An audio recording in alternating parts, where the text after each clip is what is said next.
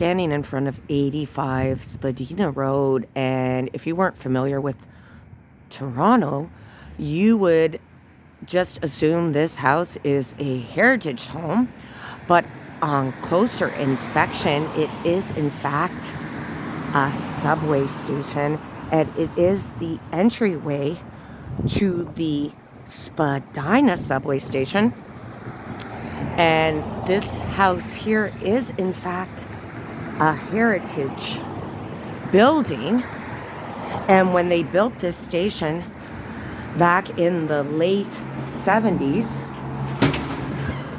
they moved the house, built the tunnel underneath, and moved the house back on top of the hole in the ground. And this station was built as a part of the Spadina subway extension. Ever have the opportunity to come to Spadina Station? It is one of the most sprawling subway stations in Toronto. And because it was so long, the TTC decided to create a pedestrian tunnel with a movable walkway. And that is where I am headed to today. I just entered through the North Spadina subway station, and I am going to walk along the platform here. And you can see the original tiles are still in place from 1978. I'm going to walk towards the movable, what used to be a movable walkway, and some would say it was like an escalator.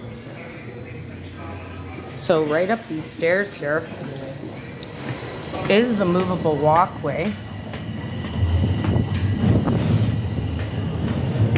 And currently Spadina Station is undergoing renovation.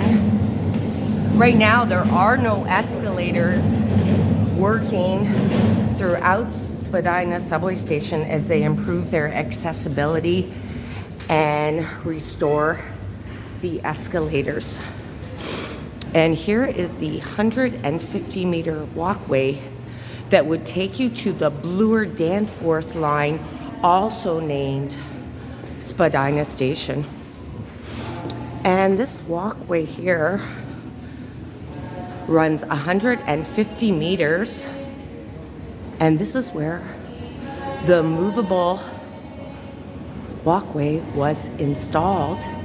And it was here from 1978 until 2004 when it was removed due to the fact that it constantly broke down and was very expensive to repair. And one of the reminders that it was here is this sign engraved into the tile: please hold the handrail. And when they removed the walkway, they had to install tile, which is different from the original tile that was installed back in 1978. And a lot of people who rode this movable walkway, including myself, it was like a ride for children.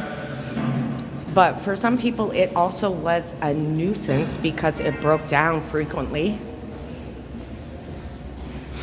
It is quite a walk down this passenger tunnel to get to the east-west line. But I want to give you guys a feel for this walk. And Spadina Station is by far one of the most confusing stations if you are new to the city.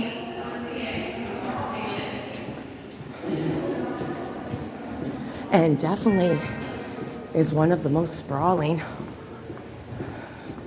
and interesting on the Toronto subway line.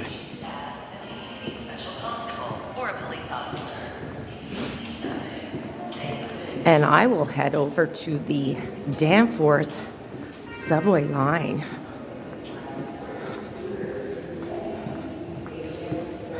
To show you how line 1, which is the University Spadina line, and line 2, the Danforth line, connect. Some people do miss the movable walkway. It was somewhat more convenient, but